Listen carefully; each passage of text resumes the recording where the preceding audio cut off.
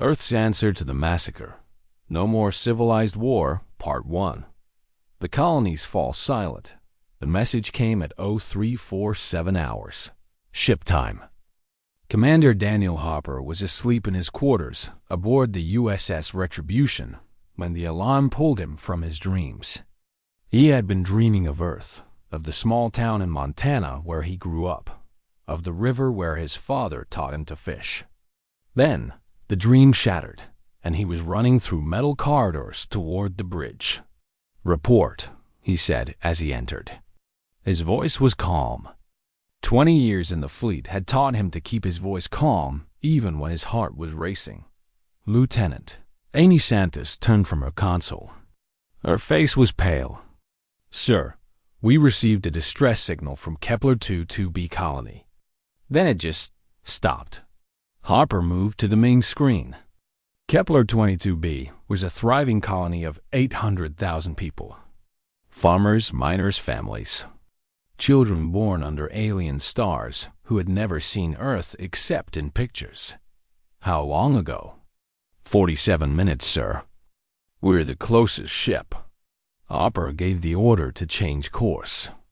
The Retribution was a patrol vessel, not a warship, but it was fast. They pushed the engines beyond their rated limits. No one complained. No one needed to be told why they were hurrying.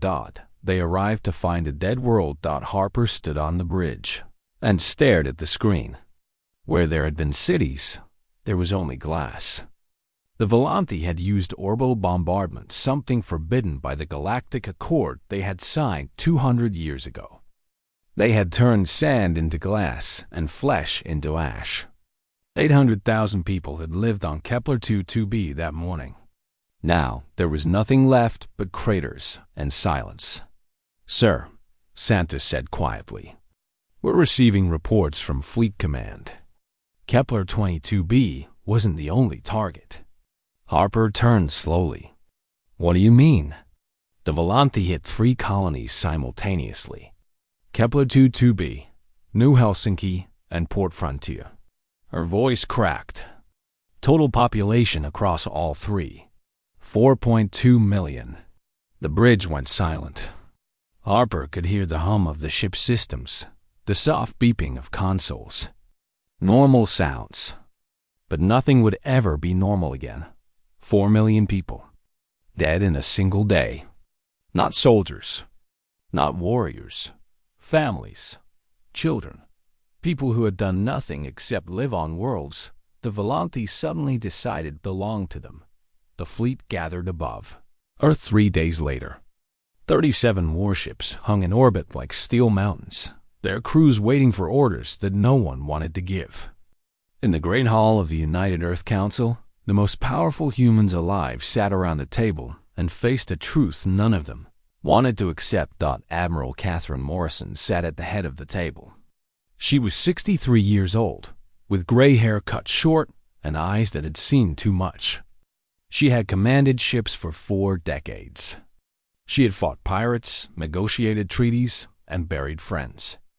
But she had never felt what she felt now. Her daughter, Lisa, had lived on New Helsinki with her husband and 2 children. Morrison had received the news while standing on her own bridge, surrounded by officers who did not know what to say. She had not cried. She had simply gone to her quarters, sat in the dark for 1 hour, and then returned to duty. There would be time to grieve later. Right now, there was work to do. The Volanthi High Command sent a message, she told the council. They claim we violated the accord by expanding into what they call sacred space. They demand we surrender our outer colonies or face further attacks. President Marcus Webb leaned forward. He was a young man for his position, only 52, with the tired look of someone who had not slept in days. "Is there any truth to their claim?" "None," Morrison said flatly. "Our expansion was fully within the boundaries established by the Accord. They needed an excuse, so they invented one. Then this was planned," said General Patricia Long, commander of Earth's ground forces. "They wanted a war. They wanted a massacre," Morrison corrected.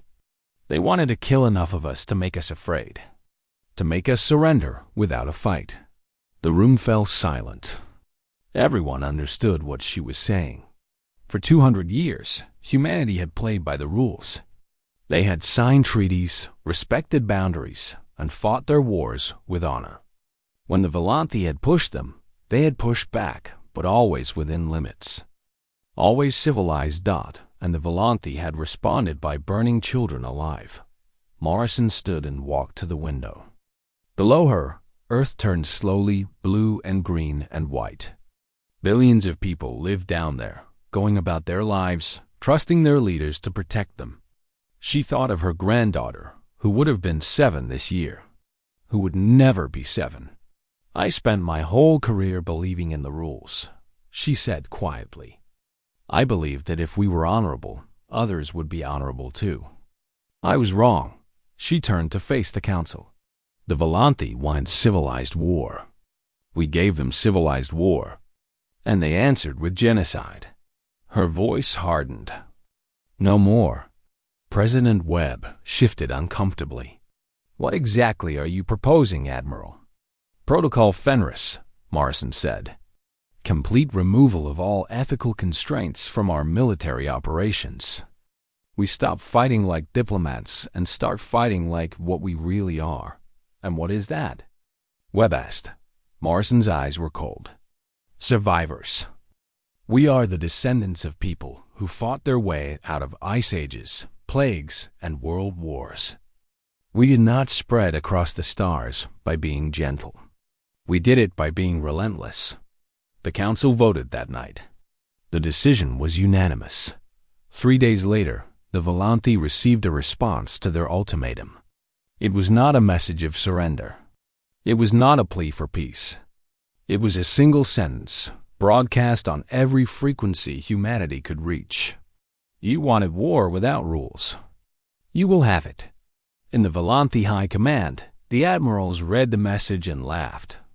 Humanity was a young species, barely 3 centuries into space travel.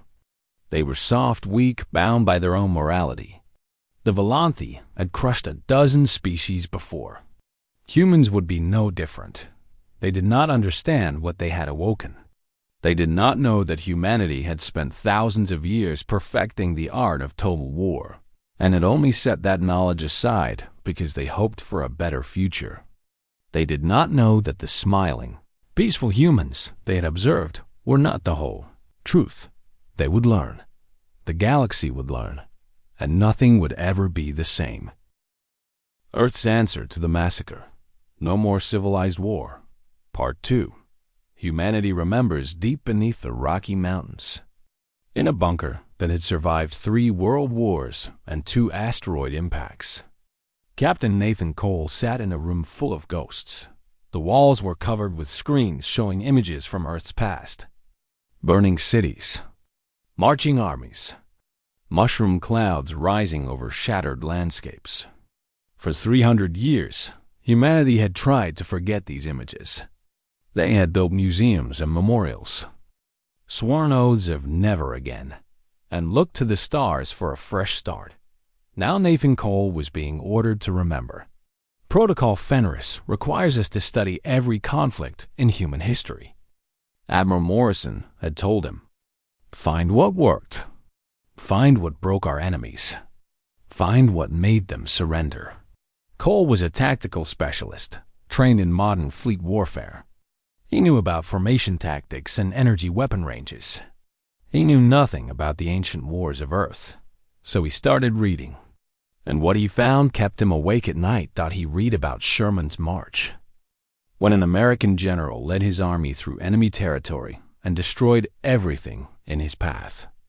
Not just military targets, farms, railroads, factories, anything that could support the war effort. The enemy's will to fight had crumbled within months. He read about the firebombing campaigns of World War II, when planes dropped fire on cities made of wood and paper. Hundreds of thousands dead in single nights. He read about guerrilla warfare, where small groups of fighters hit among civilians and struck without warning, then vanished before the enemy could respond. And he read about Psychological warfare, the art of breaking an enemy's mind before breaking their body. They think they know us, Cole told his team one morning. They've watched us for 200 years and decided we're harmless, predictable, soft. He pointed to the screens around them. They don't know this part of us. The part we buried because we were ashamed of it. His team was small, 6 officers chosen for their creativity and their willingness to think in ways the military usually discouraged. Among them was Lieutenant Megan Pierce, a combat engineer with a talent for building things that destroyed other things.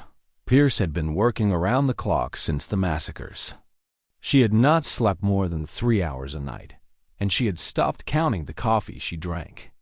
Her eyes were red, her hair was a mess, but her mind was sharp as a knife.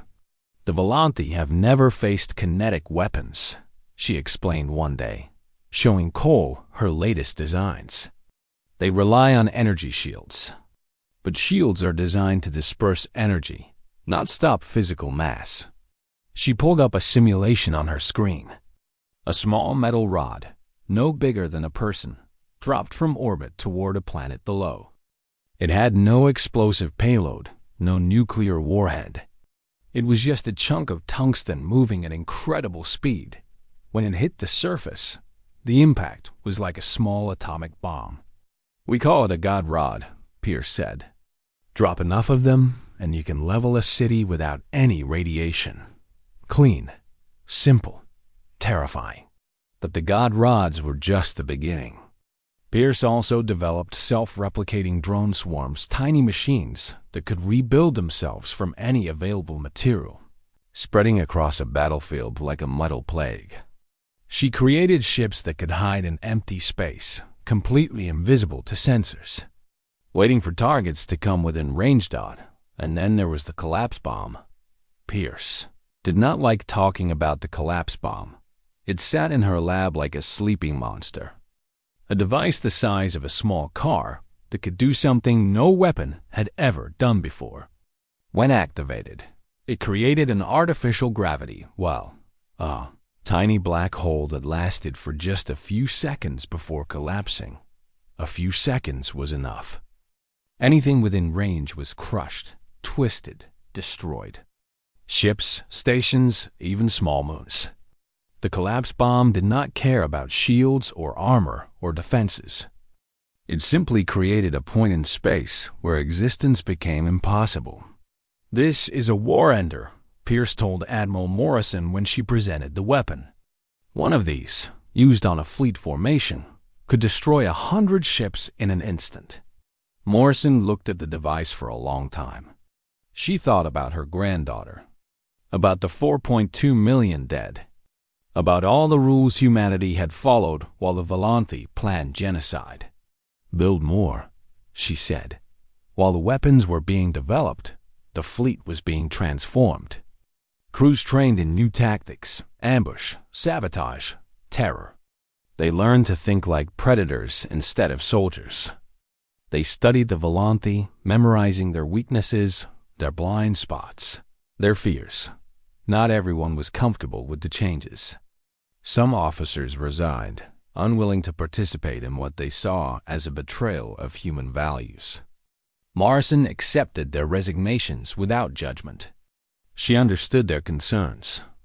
She shared them, but she also understood something else. The galaxy did not care about human values. The galaxy only respected strength. 2 months into the transformation, a ship arrived from the Korath Federation. The Korath were one of the oldest species in the galaxy, respected for their wisdom and their neutrality. Their ambassador, a being named Velik, requested a meeting with Admiral Morrison. They met in Morrison's office, surrounded by screens showing fleet movements and weapon tests. Velik was tall and thin, with silver skin and eyes that seemed to see everything. "We have been watching your preparations," Velik said. "We are concerned." "Concerned about what?" Morrison asked. "About what humanity is becoming. The weapons you are building, the tactics you are developing, these are the tools of monsters, not of a civilized species." Morrison felt anger rise in her chest, but she kept her voice calm. Where was your concern when the Volanthi burned our colonies? Where was the wise Korath Federation when 4 million humans died? Bellick was silent for a moment. The Volanthi's actions were wrong, but responding with equal brutality will not bring justice. It will only create more suffering. You're right, Morrison said. It won't bring justice. It won't bring back the dead. It won't give me back my granddaughter. She stood and walked to the window, looking out at the stars. But it will make sure this never happens again. It will make sure that every species in this galaxy understands the cost of attacking humanity. You will become feared, Bellick warned. And fear breeds hatred. Hatred breeds more violence.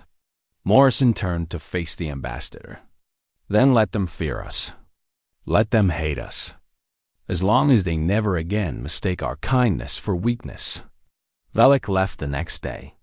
His report to the Korath Federation was simple. Humanity could not be stopped. They could only be survived. In the months that followed, human fleets gathered at secret locations throughout their territory. Weapons were loaded, crews were briefed, plans were finalized. The Volanthi continued their attacks on smaller targets, confident that their enemies were too weak to respond. They had no idea what was coming.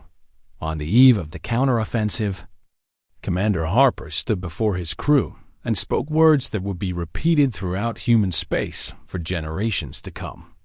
Tomorrow we become something new, something the galaxy has never seen. Some will call us monsters. Some will call us saviors. History will decide which is true. He paused. But one thing is certain. We will never be victims again.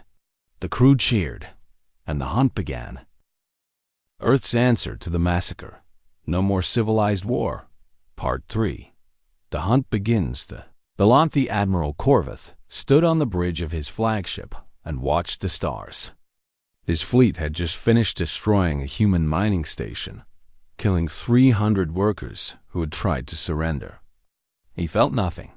Humans were insects, and insects did not deserve mercy. Admiral, his communications officer said, we are receiving strained readings from the outer perimeter. What kind of readings? Unknown, sir. They appear for a moment, then vanish. It could be sensor ghosts. Corvith waved his hand dismissively. Probably debris. Continue to the next target. Those were the last words he ever spoke. A moment later, something hit his ship from 4 directions at once. There was no warning, no alarm, no chance to respond. The flagship simply ceased to exist, and with it, the 40,000 Volanthi aboard. The attack lasted 7 minutes. When it was over, 12 Volanthi warships had been destroyed. There were no survivors. There were no witnesses. The rescue ships that arrived hours later found only twisted metal and frozen bodies. Drifting through space. This was how the counteroffensive began. Not with declarations or demands, not with formal battles or honorable combat. It began with silence and death. Commander Harper led the 7th Strike Fleet through Volanthi territory like a ghost. His ships had been modified with the latest stealth technology, making them nearly invisible to enemy sensors. They struck without warning and vanished without trace, but they did not attack military targets. Not at first.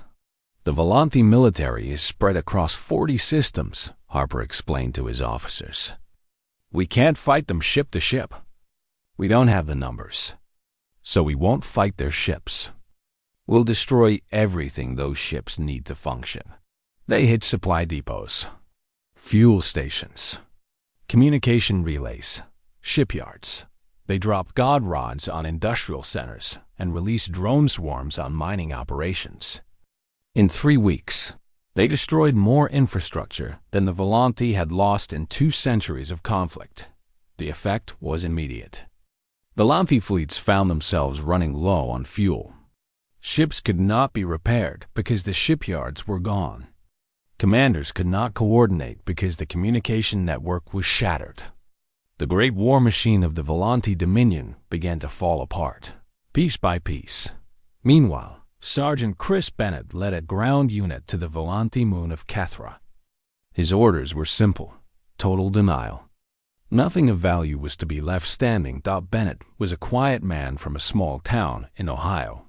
Before the war, he had been known for his kindness, his love of old books, and his terrible jokes. Now he moved through the fog of burning buildings with a rifle in his hands and ice in his heart. His unit hit the main settlement at dawn. The Volante defenders were caught off guard, still believing that humans fought only during daylight hours and gave warnings before attacking. By the time they organized a response, half the settlement was already in flames. But Bennett's orders were not about killing. They were about fear. "Leave them alive," he told his soldiers. "Let them run. Let them tell others what happened here." They did. The survivors fled to other settlements, spreading stories of the human soldiers who appeared from nowhere, destroyed everything, and then vanished like smoke. The stories grew with each telling. Some said the humans could walk through walls. Others said they could read minds. The truth was simpler.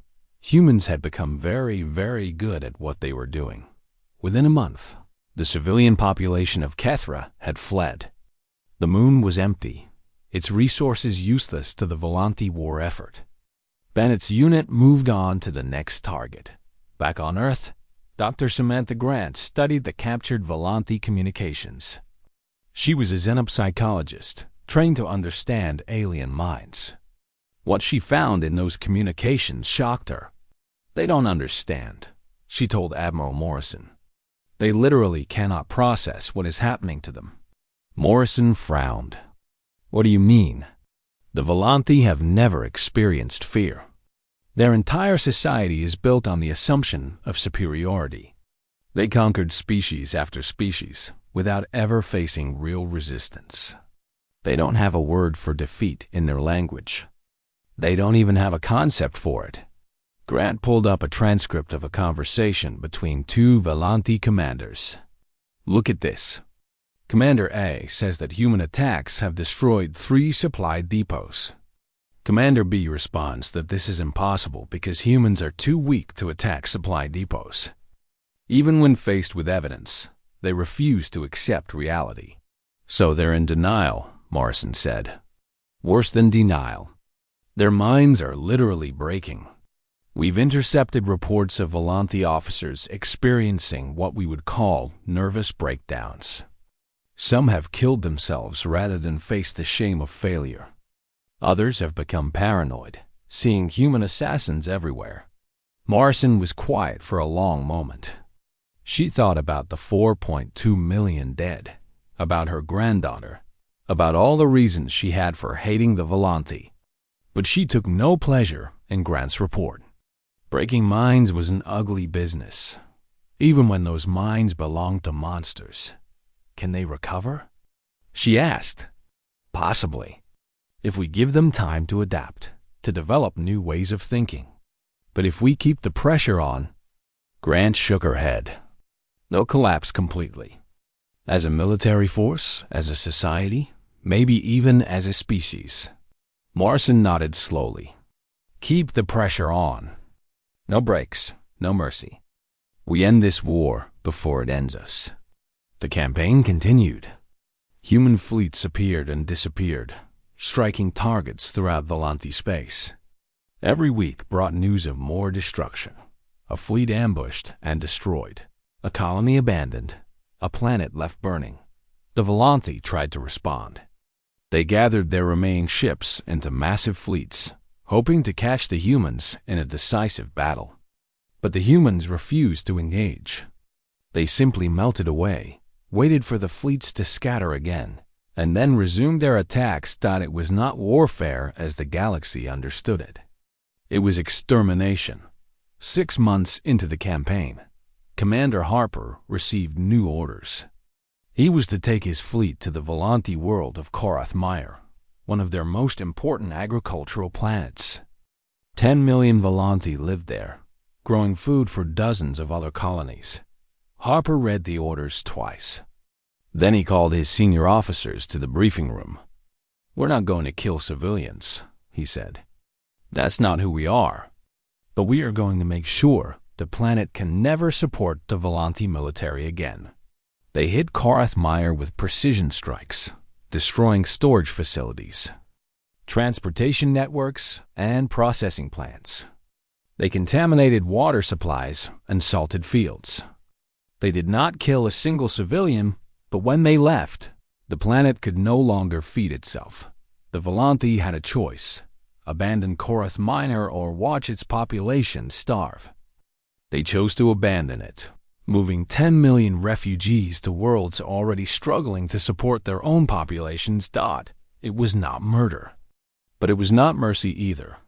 It was something in between, something humanity had learned through thousands of years of terrible wars. It was the art of breaking an enemy's will without destroying their bodies.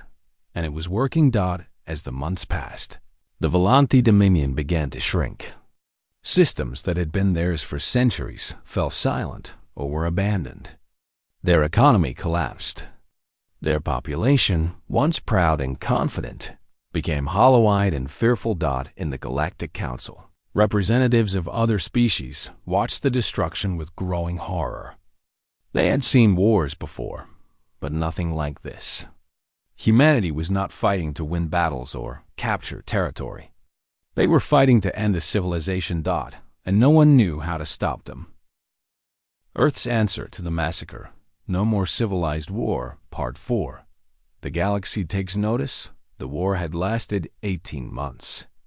18 months of destruction, of fear, of a galaxy watching in stunned silence as a young species tore apart one of the oldest powers in known space.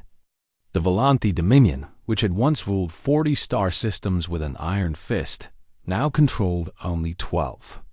Their great fleets, which had numbered in the thousands, had been reduced to a few hundred scattered ships. Their economy had collapsed. Their population was starving.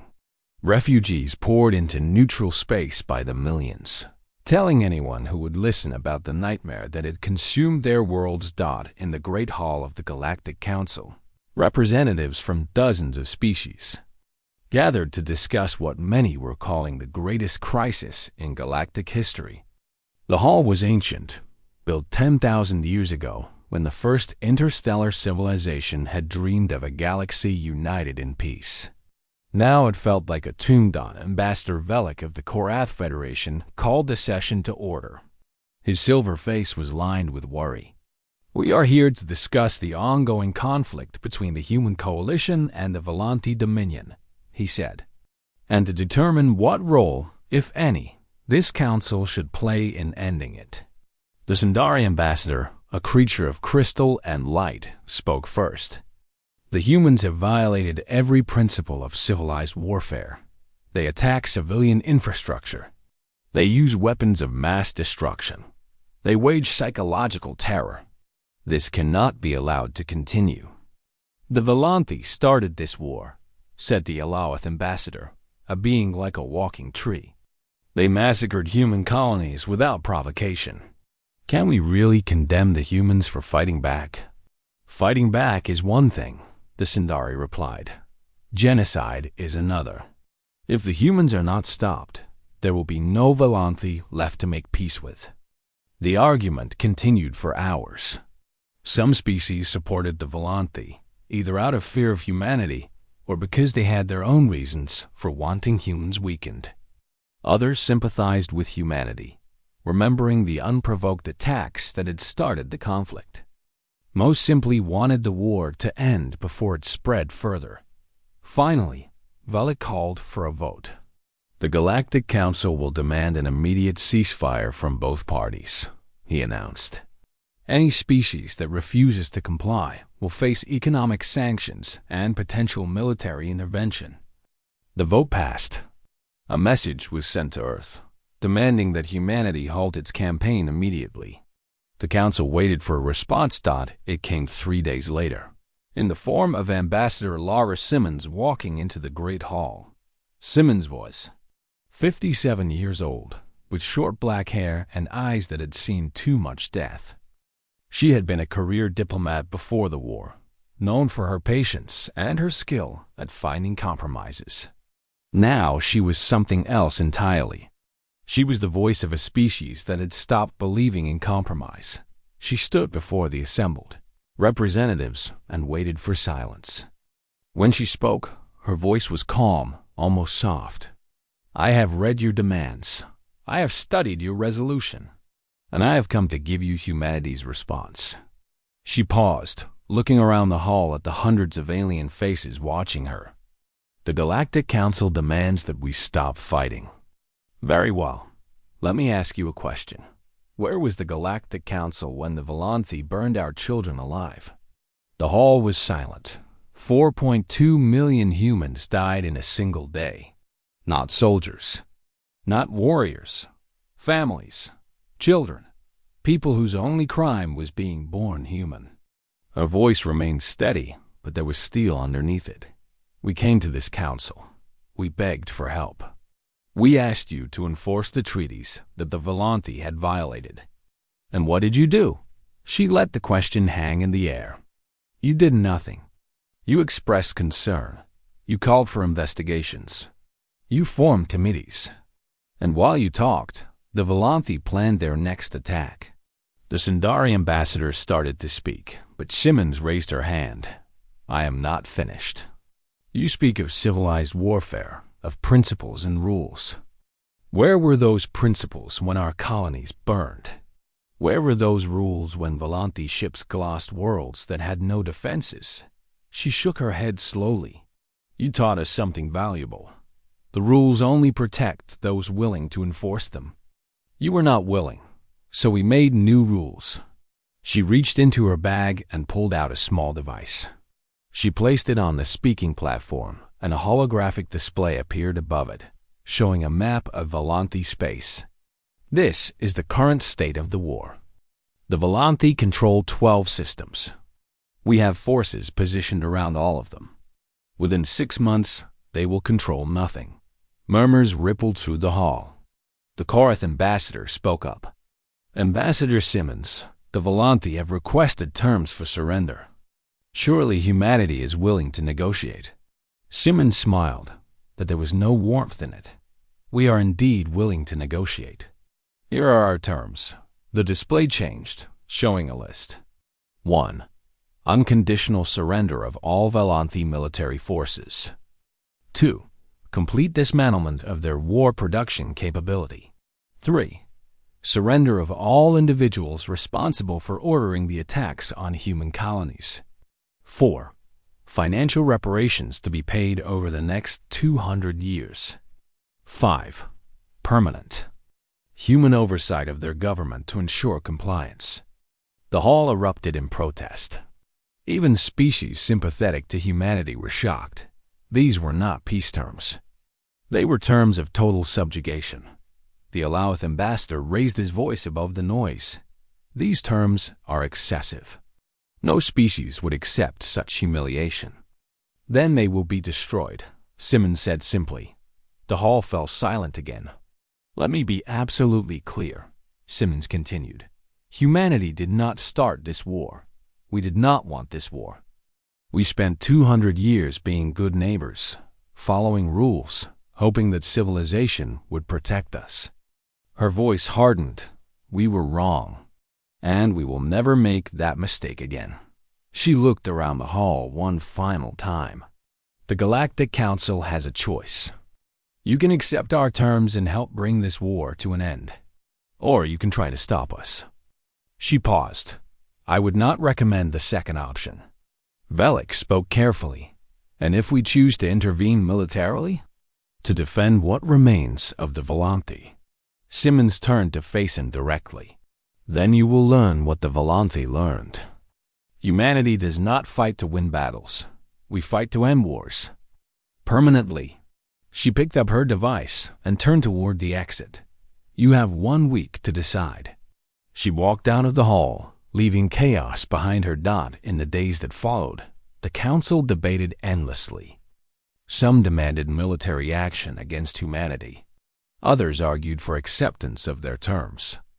Still others suggested trying to negotiate, to find some middle ground. In the end, fear won. The species of the galaxy had watched humanity fight for 18 months. They had seen what human weapons could do, what human tactics could accomplish.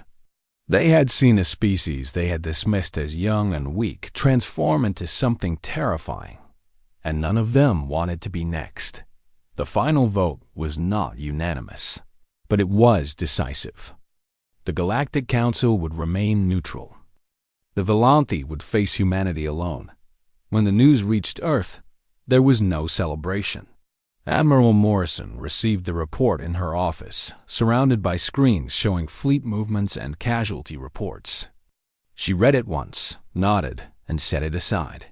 "Prepare the final offensive," she told her aide. "It's time to finish this."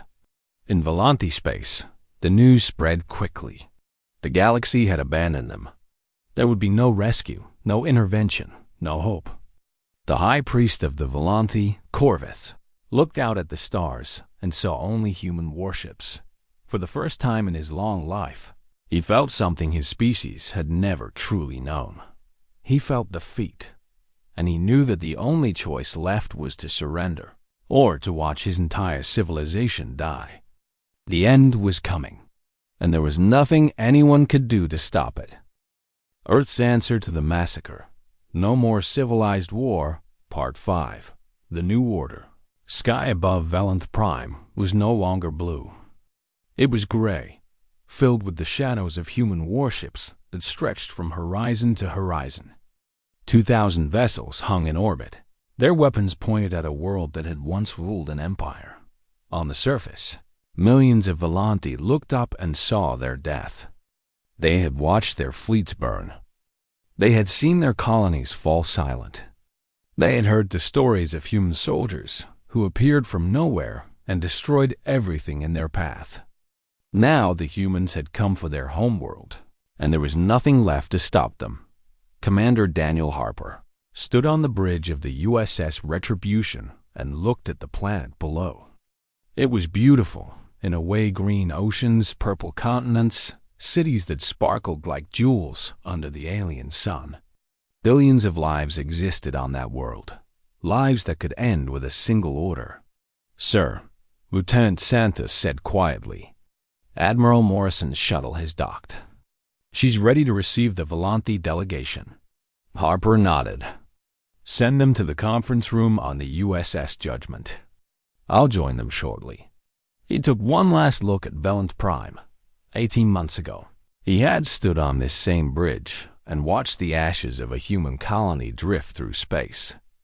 800,000 people burned alive by the creatures who lived on that world below. He had sworn revenge then. He had imagined this moment, the moment when the Volanthe would finally pay for what they had done. But now that the moment had arrived, he felt nothing. Not satisfaction. Not triumph. Just a great hollow emptiness where his anger used to be. War did that to people, he had learned. It burned away everything except the will to survive. The conference room aboard the USS Judgment was plain and functional. A single table, a few chairs, a viewport showing the stars. Admiral Catherine Morrison sat at one end of the table, her hands folded in front of her. Beside her sat Ambassador Simmons, Captain Cole, and Lieutenant Pierce. On the other side of the table sat High Priest Corvith and 3 of his advisors. Corvith had changed since the war began. His scales, once bright gold, had faded to a dull yellow. His eyes, which had once burned with contempt for all lesser species, were now clouded with exhaustion and fear. He had ruled an empire. Now he came as a beggar. "You have our surrender terms," Morrison said. Her voice was flat, emotionless. "Are you prepared to accept them?" Corvith's translator device hummed as it converted her words into Volanthe. He listened, then spoke slowly. "Your terms are harsh. They will reduce my people to servants for generations." "Yes," Morrison agreed. "They will. We accept them," Corvith said. The room was silent for a long moment. Morrison had expected more argument, more negotiation, more of the arrogance that had defined the Volanthi since first contact. But there was nothing left. The Volanthi were broken, truly and completely. "Before you sign," Morrison said, "I want you to understand something." She stood and walked to the viewport. The stars shone cold and distant, indifferent to the fates of empires. "My daughter was 34 years old when your ships destroyed New Helsinki. Her name was Lisa. She was a teacher. She taught children how to read, how to dream, how to be better than the generations that came before." Morrison's voice remained steady, but her hands were clenched at her sides. "My granddaughter was 7. Her name was Sophie. She wanted to be a pilot. She used to draw pictures of spaceships and tape them to her wall." She turned to face Corvith. "They died screaming. 4 million humans died screaming because you decided that our colonies existed on sacred space. Because you wanted to teach us a lesson about our place in the galaxy." Corvith lowered his eyes. For the first time in the war, he truly looked at a human, not as an enemy, not as a symbol, but as a person who had lost everything he had taken from her. "I cannot give them back," he said quietly. "I cannot undo what was done." "No," Morrison agreed. "You cannot." She returned to her seat and pushed the surrender documents across the table. "You wanted us to fear you, to bow down, to surrender, to accept our place as a lesser species." Her eyes were hard. "Instead, we taught the galaxy to fear us. And that is your legacy, High Priest. That is what you created when you burned our worlds." Corvith took the documents and read them carefully. Then he signed each page with a mark that had once represented supreme authority over 40 star systems. When he was finished, Morrison spoke again. "I want you to understand one more thing. You are receiving mercy today. Not because you deserve it, you do not, but because we refuse to become what you are. We have looked into the darkness, and we have seen what we could become. And we choose something different." She leaned forward. "But if anyone ever threatens our people again, if any species ever makes the mistake of thinking that our mercy means weakness, we will not hesitate. We will return to the darkness, and we will not stop until our enemies are dust." Corvith nodded slowly. He understood. Perhaps for the first time, he truly understood what humanity was. They were not conquerors. They were not monsters. They were survivors, descendants of a species that had clawed its way from caves to stars through sheer stubborn refusal to die. They had learned to be peaceful, to be kind, to reach out to other species in friendship. But underneath the peace, the old instincts remained. The capacity for total war, the willingness to do whatever was necessary to protect their people, the knowledge that, when pushed far enough, they could be the most dangerous species the galaxy had ever known. The ceremony ended. The documents were signed, witnessed, and transmitted to every corner of the galaxy. The Human-Volanthi War was officially overdone in the months that followed. Life slowly returned to normal or something like it. The Volanthi Dominion was reduced to a handful of worlds under permanent human oversight. Their military was dismantled. Their war criminals were tried and punished. The galaxy watched and learned and remembered. Decades passed. The wounds of the war slowly healed, though the scars remained. Humanity built new colonies on worlds that had once belonged to the Volanthi. They expanded further into the galaxy, and this time, no one tried to stop them. But they did not become conquerors. They did not use their power to dominate other species. They reached out in friendship, just as they had before the war, offering trade and cooperation and mutual benefit. Most species accepted. A few remained wary. All of them remembered what had happened to the Volanthi. Commander Harper retired to a small house on Earth, in the same Montana town where he had grown up. He spent his days fishing in the river where his father had taught him. watching the sun set over mountains that had stood for millions of years before humans existed and would stand for millions more. One day, a young Korath student visited him. The student was writing a history of the war and wanted to interview humans who had fought in it. Harper agreed, though he did not enjoy talking about those years. Do humans regret what they did? The student asked. Harper considered the question for a long time. He thought about the colonies he had destroyed, the lives he had ended, the darkness he had embraced to save his species. Every day, he admitted, we remember who we became, the things we did, the lines we crossed. He looked out at the river where the water sparkled in the afternoon light. And we hope we never have to become that again. But if you were forced to? The student pressed. Harper met the young alien's eyes. Then we would do it again, without hesitation, because that is who we are, underneath everything else. We are the species that survives, no matter the cost. The student nodded slowly and wrote something in his notes. Then he asked one final question. What do you want other species to understand about humanity? Harper smiled, though there was sadness in it.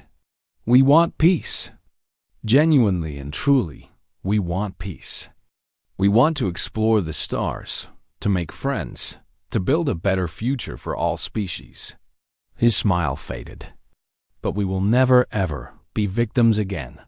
And anyone who forgets that will learn the same lesson the Volanthe learned. The student left the next day, carrying his notes back to the Korath Federation. His history became required reading at military academies across the galaxy, a warning to any species that might one day consider attacking humanity. The lesson was simple. Humans preferred peace. They genuinely wanted friendship, cooperation, and mutual growth. But they would never, ever be victims again. And the galaxy, having learned this lesson in fire and blood, made very sure never to forget it.